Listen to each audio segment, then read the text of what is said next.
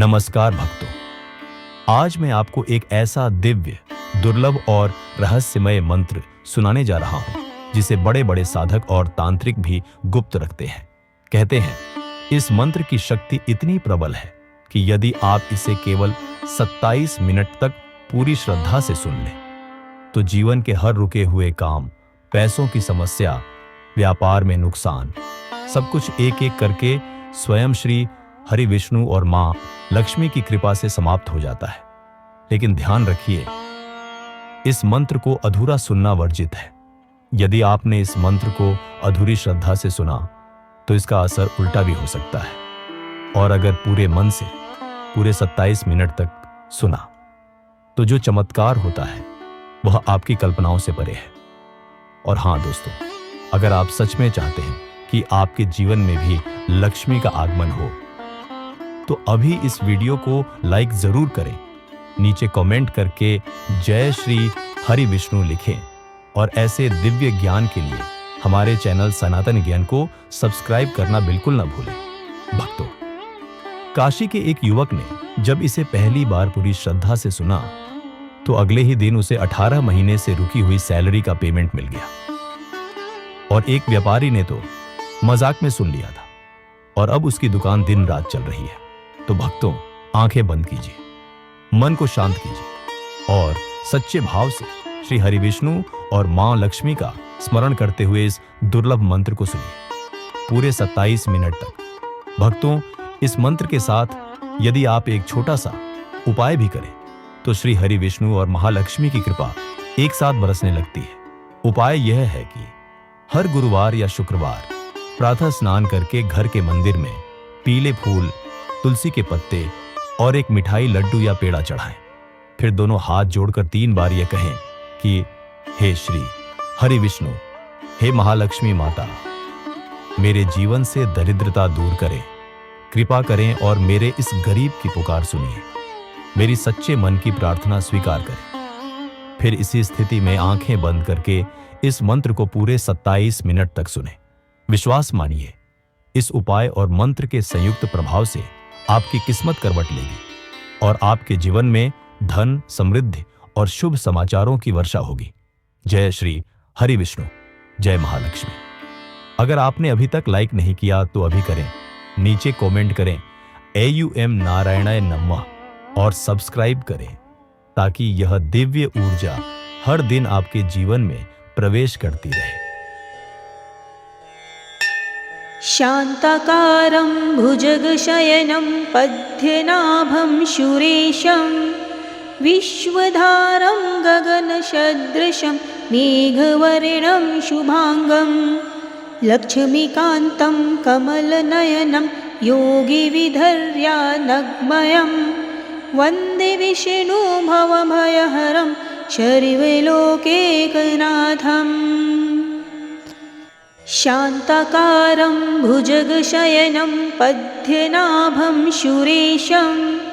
विश्वधारं गगनसदृशं मेघवर्णं शुभांगं लक्ष्मीकान्तं कमलनयनं योगिविधर्यानग्मयं वन्दे विष्णु भवभयहरं सर्वलोकैकनाथम्। शान्ताकारं भुजगशयनं पद्मनाभं सुरेशं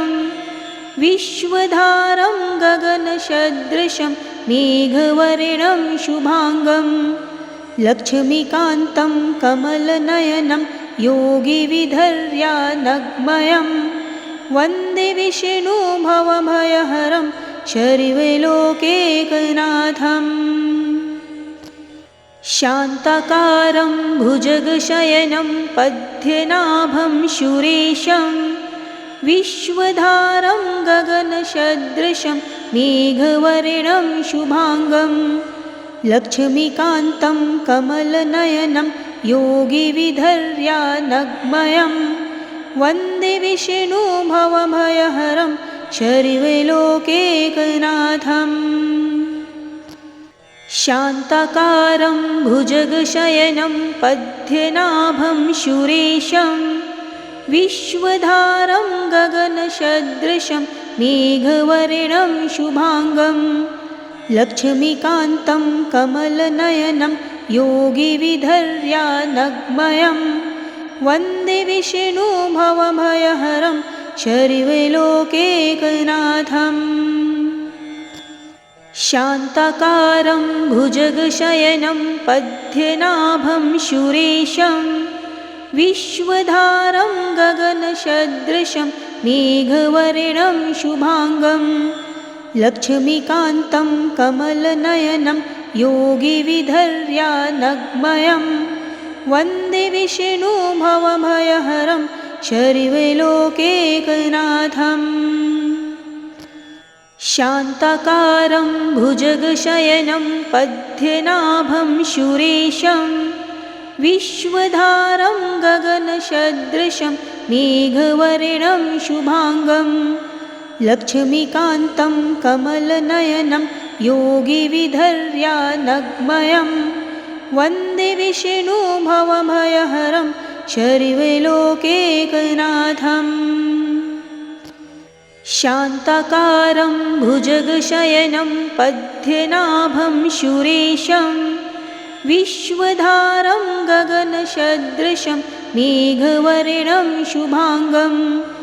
लक्ष्मीकान्तं कमलनयनं योगिविधर्यानग्मयं वन्दे विष्णुभवभयहरं सर्वलोकैकनाथम् शान्ताकारं भुजगशयनं पद्मनाभं सुरेशं विश्वधारं गगनसदृशं मेघवर्णं शुभाङ्गं लक्ष्मीकान्तं कमलनयनं योगिविधर्यानग्मयं वन्दे विष्णुभवभयहरं सर्वलोकैकनाथम् शान्ताकारं भुजगशयनं पद्मनाभं सुरेशं विश्वधारं गगनसदृशं मेघवर्णं शुभाङ्गं लक्ष्मीकान्तं कमलनयनं योगिविधर्यानग्मयं वन्दे विष्णुभवभयहरं सर्वलोकैकनाथम् शान्ताकारं भुजगशयनं पद्मनाभं सुरेशं विश्वधारं गगनसदृशं मेघवर्णं शुभाङ्गं लक्ष्मीकान्तं कमलनयनं योगिविधर्यानग्मयं वन्दे विष्णुभवभयहरं सर्वलोकैकनाथम् शान्ताकारं भुजगशयनं पद्मनाभं सुरेशं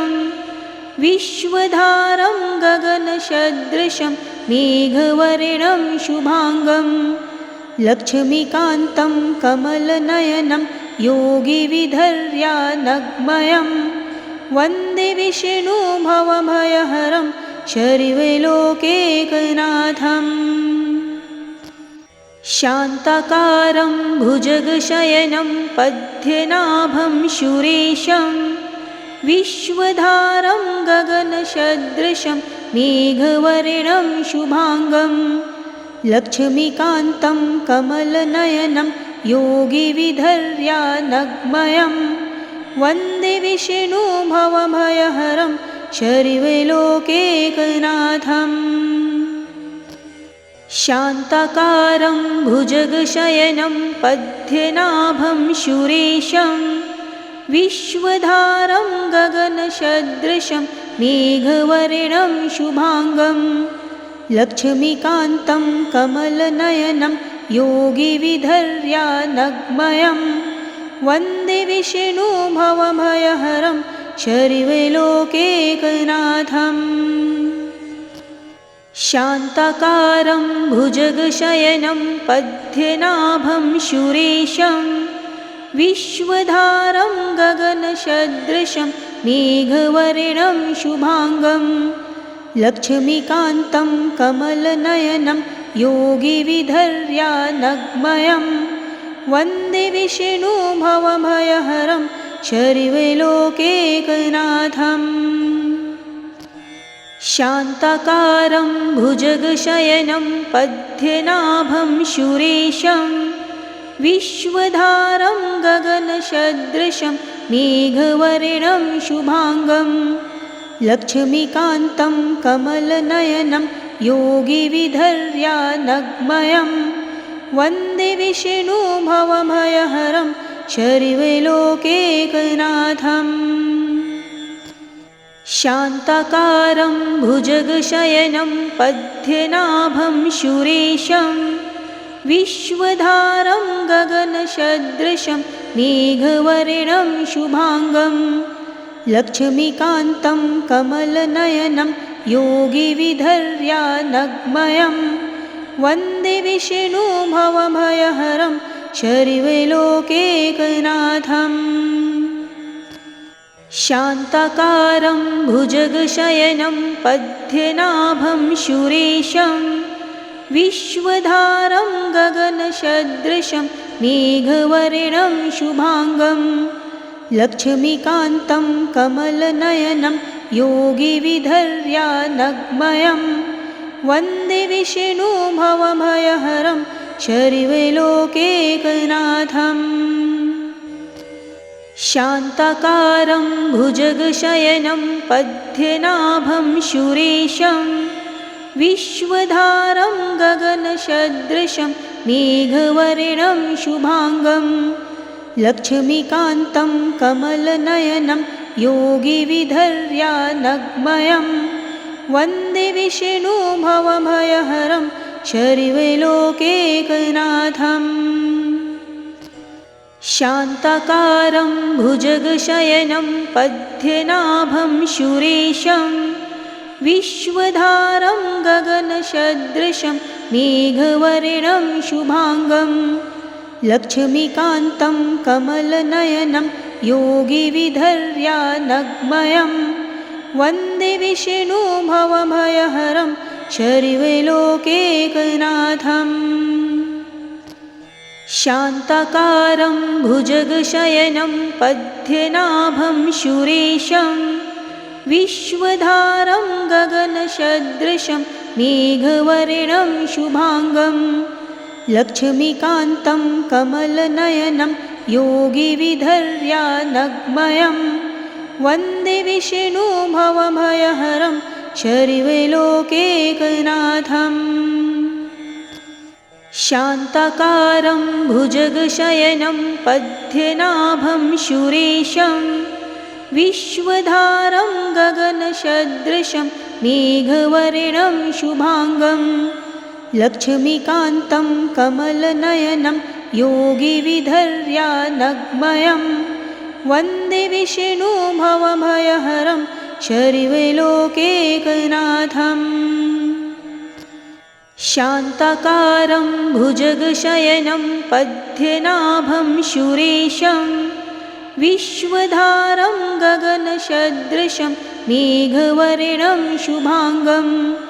लक्ष्मीकान्तं कमलनयनं योगिविधर्यानग्मयं वन्दे विष्णुभवभयहरं शर्वलोकैकनाथम् शान्ताकारं भुजगशयनं पद्मनाभं सुरेशं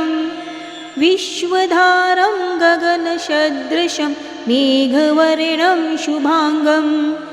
लक्ष्मीकान्तं कमलनयनं योगिविधर्यानग्मयं वन्दे विष्णुभवभयहरं शर्वलोकैकनाथम् शान्ताकारं भुजगशयनं पद्मनाभं सुरेशं विश्वधारं गगनसदृशं मेघवर्णं शुभांगं लक्ष्मीकान्तं कमलनयनं योगिविधर्यानग्मयं वन्दे विष्णुभवभयहरं शर्वलोकैकनाथम् शान्ताकारं भुजगशयनं पद्मनाभं सुरेशं विश्वधारं गगनसदृशं मेघवर्णं शुभाङ्गं लक्ष्मीकान्तं कमलनयनं योगिविधर्यानग्मयं वन्दे विष्णु भवभयहरं शर्वलोकैकनाथम् शान्ताकारं भुजगशयनं पद्मनाभं सुरेशं विश्वधारं गगनसदृशं मेघवर्णं शुभाङ्गं लक्ष्मीकान्तं कमलनयनं योगिविधर्यानग्मयं वन्दे विष्णु भवभयहरं शर्वलोकैकनाथम् शान्ताकारं भुजगशयनं पद्मनाभं सुरेशं विश्वधारं गगनसदृशं मेघवर्णं शुभाङ्गं लक्ष्मीकान्तं कमलनयनं योगिविधर्यानग्मयं वन्दे विष्णु भवभयहरं शर्वलोकैकनाथम् शान्ताकारं भुजगशयनं पद्मनाभं सुरेशं विश्वधारं गगनसदृशं मेघवर्णं शुभाङ्गं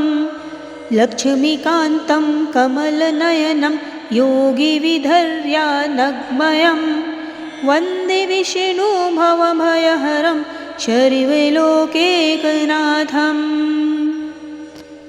शान्ताकारं भुजगशयनं पद्मनाभं सुरेशं विश्वधारं गगनसदृशं मेघवर्णं शुभाङ्गं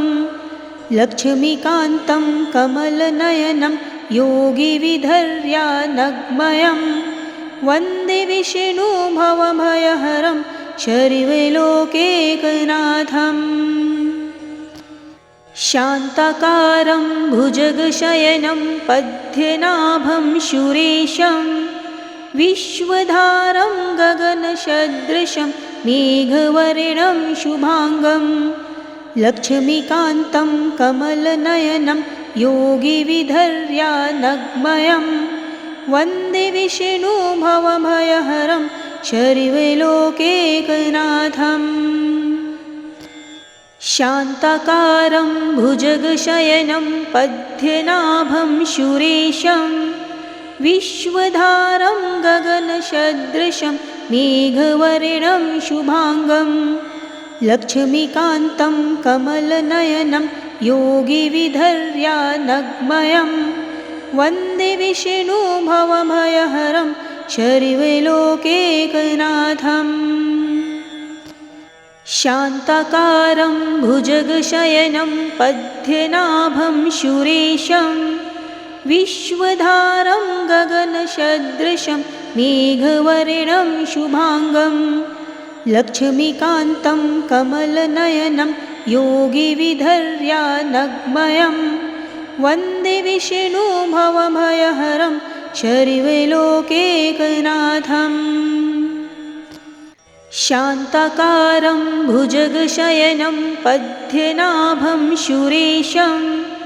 विश्वधारं गगनसदृशं मेघवर्णं शुभाङ्गं लक्ष्मीकान्तं कमलनयनं योगिविधर्यानग्मयं वन्दे विष्णु भवभयहरं शर्वलोकैकनाथम् शान्ताकारं भुजगशयनं पद्मनाभं सुरेशं विश्वधारं गगनसदृशं मेघवर्णं शुभाङ्गं लक्ष्मीकान्तं कमलनयनं योगिविधर्यानग्मयं वन्दे विष्णु भवभयहरं शर्वलोकैकनाथम् शान्ताकारं भुजगशयनं पद्मनाभं सुरेशं विश्वधारं गगनसदृशं मेघवर्णं शुभाङ्गं लक्ष्मीकान्तं कमलनयनं योगिविधर्यानग्मयं वन्दे विष्णु भवभयहरं शर्वलोकैकनाथम् शान्ताकारं भुजगशयनं पद्मनाभं सुरेशं विश्वधारं गगनसदृशं मेघवर्णं शुभांगं लक्ष्मीकान्तं कमलनयनं योगिविधर्यानग्मयं वन्दे विष्णु भवभयहरं सर्वलोकैकनाथम्। शान्ताकारं भुजगशयनं पद्मनाभं सुरेशं विश्वधारं गगनसदृशं मेघवर्णं शुभांगं लक्ष्मीकान्तं कमलनयनं योगिविधर्यानग्मयं वन्दे विष्णु भवभयहरं सर्वलोकैकनाथम्। शान्ताकारं भुजगशयनं पद्मनाभं सुरेशं विश्वधारं गगनसदृशं मेघवर्णं शुभांगं लक्ष्मीकान्तं कमलनयनं योगिविधर्यानग्मयं वन्दे विष्णु भवभयहरं सर्वलोकैकनाथम्। शान्ताकारं भुजगशयनं पद्मनाभं सुरेशं विश्वधारं गगनसदृशं मेघवर्णं शुभांगं लक्ष्मीकान्तं कमलनयनं योगिविधर्यानग्मयं वन्दे विष्णु भवभयहरं सर्वलोकैकनाथम्। शान्ताकारं भुजगशयनं पद्मनाभं सुरेशं विश्वधारं गगनसदृशं मेघवर्णं शुभांगं लक्ष्मीकान्तं कमलनयनं योगिविधर्यानग्मयं वन्दे विष्णु भवभयहरं सर्वलोकैकनाथम्। शान्ताकारं भुजगशयनं पद्मनाभं सुरेशं विश्वधारं गगनसदृशं मेघवर्णं शुभांगं लक्ष्मीकान्तं कमलनयनं योगिविधर्यानग्मयं वन्दे विष्णु भवभयहरं सर्वलोकैकनाथम्। शान्ताकारं भुजगशयनं पद्मनाभं सुरेशं विश्वधारं गगनसदृशं मेघवर्णं शुभांगं लक्ष्मीकान्तं कमलनयनं योगिविधर्यानग्मयं वन्दे विष्णु भवभयहरं सर्वलोकैकनाथम्। शान्ताकारं भुजगशयनं पद्मनाभं सुरेशं विश्वधारं गगनसदृशं मेघवर्णं शुभांगं लक्ष्मीकान्तं कमलनयनं योगिविधर्यानग्मयं वन्दे विष्णु भवभयहरं सर्वलोकैकनाथम्। शान्ताकारं भुजगशयनं पद्मनाभं सुरेशं विश्वधारं गगनसदृशं मेघवर्णं शुभांगं लक्ष्मीकान्तं कमलनयनं योगिविधर्यानग्मयं वन्दे विष्णु भवभयहरं सर्वलोकैकनाथम्। शान्ताकारं भुजगशयनं पद्मनाभं सुरेशं विश्वधारं गगनसदृशं मेघवर्णं शुभांगं लक्ष्मीकान्तं कमलनयनं योगिविधर्यानग्मयं वन्दे विष्णु भवभयहरं सर्वलोकैकनाथम्। शान्ताकारं भुजगशयनं पद्मनाभं सुरेशं विश्वधारं गगनसदृशं मेघवर्णं शुभांगं लक्ष्मीकान्तं कमलनयनं योगिविधर्यानग्मयं वन्दे विष्णु भवभयहरं शर्वलोकैकनाथम् शान्ताकारं भुजगशयनं पद्मनाभं सुरेशं विश्वधारं गगनसदृशं मेघवर्णं शुभाङ्गं लक्ष्मीकान्तं कमलनयनं योगिविधर्यानग्मयं वन्दे विष्णु भवभयहरं शर्वलोकैकनाथम् शान्ताकारं भुजगशयनं पद्मनाभं सुरेशं विश्वधारं गगनसदृशं मेघवर्णं शुभाङ्गं लक्ष्मीकान्तं कमलनयनं योगिविधर्यानग्मयं वन्दे विष्णु भवभयहरं शर्वलोकैकनाथम् शान्ताकारं भुजगशयनं पद्मनाभं सुरेशं विश्वधारं गगनसदृशं मेघवर्णं शुभाङ्गं लक्ष्मीकान्तं कमलनयनं योगिविधर्यानग्मयं वन्दे विष्णु भवभयहरं शर्वलोकैकनाथम्